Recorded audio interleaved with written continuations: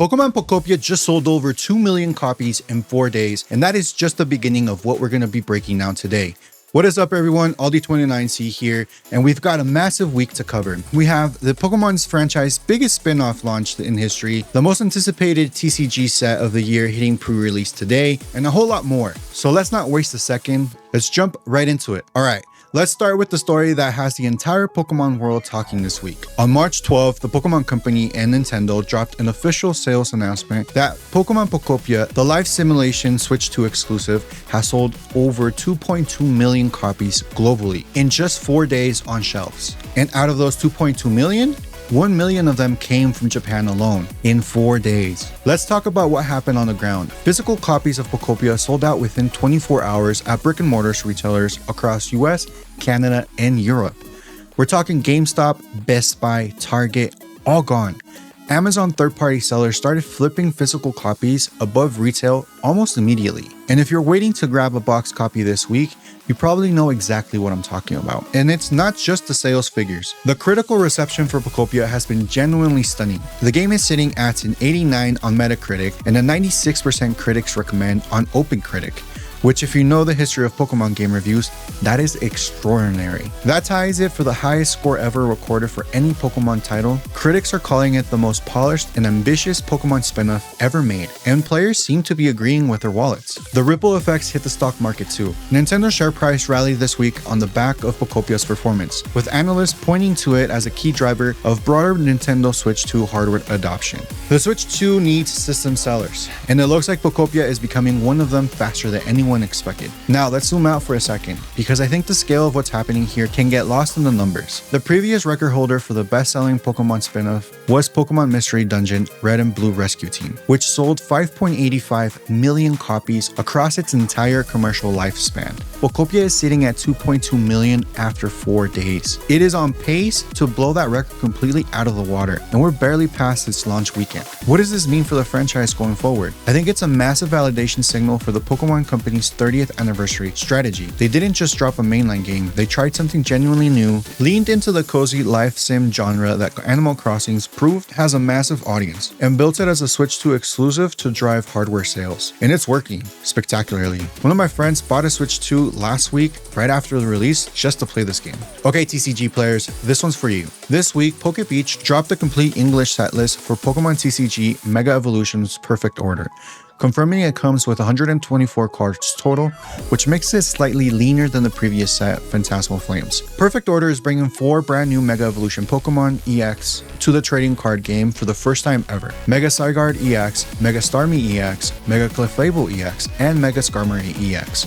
All 4 are themed around Pokemon Legends CA, set against the backdrop of Lumio City. And from what we've seen, it might be one of the best looking sets in years. Pre-releases kicked off on March 14th at select Play Pokemon stores, where players got their first real on-hands time with the sets, opening build and battle boxes, building 40 card decks on the spot, and battling with the new cards a full 2 weeks before the Perfect Order officially drops on March 27th. And the promo situation this time around is really solid. When Perfect Order fully launches on March 27th, you can pick up exclusive retail promos at the big chains, Gengar at GameStop, Luxray at Best Buy, and Auroras at Hot Topic and Barnes & Noble, all printed on Cosmo Holofoil, available with any $15 or more TCG purchase while supplies last. Pre-release attendees had a chance to pull from 4 exclusive promo cards, Superior, Barbardicle, Tyrantrum, and Dual Blade, all alternative art versions of cards from the main set. Alright, that's the big stuff. Now let's burn through the rest of this week's news. Competitive players, mark your calendars.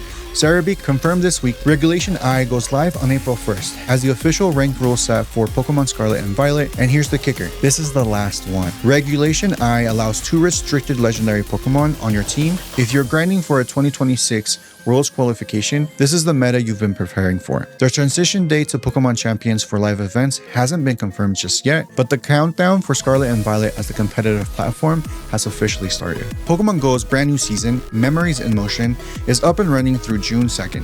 This season introduces daily discovery experiences, shiny evolved Pokemon appearing directly in the wild for the first time ever, new shiny shadow Pokemon, and boosted shiny odds across eggs and raid encounters. Go Past March is also live right now. Rabbit for a Raikou encounter, bonus XP, bonus Stardust, and the return of the Time Incubator. The deluxe version is available through the Pokemon Go web store if you want the full package. This one's huge for Pokemon Sleep players who have been frustrated by the whole leave your phone face down all night situation. Pokemon Sleep has officially launched Garmin Smartwatch compatibility. The Phoenix, Forerunner, Venu, and Vivo active lines are all supported, meaning that your sleep data syncs directly through your wrist without touching your phone. And because this is Pokemon, Garmin also dropped 2 free animated watch faces through the Connect IQ store, one featuring Pikachu on Greengrass Isle and one themed around Snorlax. They both react dynamically to your body battery energy levels. Not all Garmin models are supported, so check the official compatibility list before getting too excited. Now, for the most chaotic collab of this week, Heinz Japan has dropped 3 limited edition Pikachu Ketchup bottle designs as part of the Pokemon 30th anniversary celebrations, each running about 421 yen, which is roughly $2.70, and honestly, this just makes complete sense. If you know your Pokemon anime history, Pikachu has had a lifelong obsession with ketchup. Available online only in Japan for a limited time, no Western release confirmed. Riding the wave of Pokopia's massive launch, the Pokemon Center in Japan dropped a full Pokopia merchandise line on release day. The highlights: a Mosslack plushie that's Snorlax with a mossy makeover for you non-Pokopia players at 6,600 yen, a Professor Tangrowth plushie that is also 6,600, Ditto Protagonist plushies in yellow and blue at 3,300 each, and a LED Pikachu lamp at 4,950 yen. There are also blind bag acrylic stands at 880 yen, and a Pokopia snack tin at 1,100 yen. No Western Pokemon Center release date has been confirmed yet, but given how fast Pokopia is selling, that announcement probably isn't too far off. For all Moltres mains in Pokemon Unite, I am sorry. The March 13th Unite balance patch came in and it did not hold back. Flame Body burn damage down 50%, Incinerate and Heat Wave damage each cut 30%, Sky Attack down 30%, and the Unite move Firebird Inferno took a 50% damage reduction as well. The healing on Heat Wave was also completely reworked, moving special attack scaling to a flat 5% of max HP. The official patch notes state that Moltres had damage output and healing capabilities far exceeding other Pokemon, which was significantly impacting competitive balance. If you've been running Moltres in ranked, your entire toolkit looks a little bit different now. And that is everything Pokemon this week. What an absolutely stacked few days for the franchise. Pokopia is rewriting spin-off history in real time. Perfect Order pre-releases are already in the books with a full launch just around the corner, and the rest of the Pokemon world kept moving right along. Pokopia just became one of the fastest selling Pokemon spin-off ever. Do you think it can hit 10 million copies? Drop your predictions in the comments below. What was your favorite story of the week? What story did I miss? If you enjoyed this week's breakdown, smash the like button. It generally helps the channel more than you know. And if you're not subscribed yet and you want your weekly Pokemon news, hit that subscribe button and join the community. I'll see you in the comments and I'll catch you in the next one.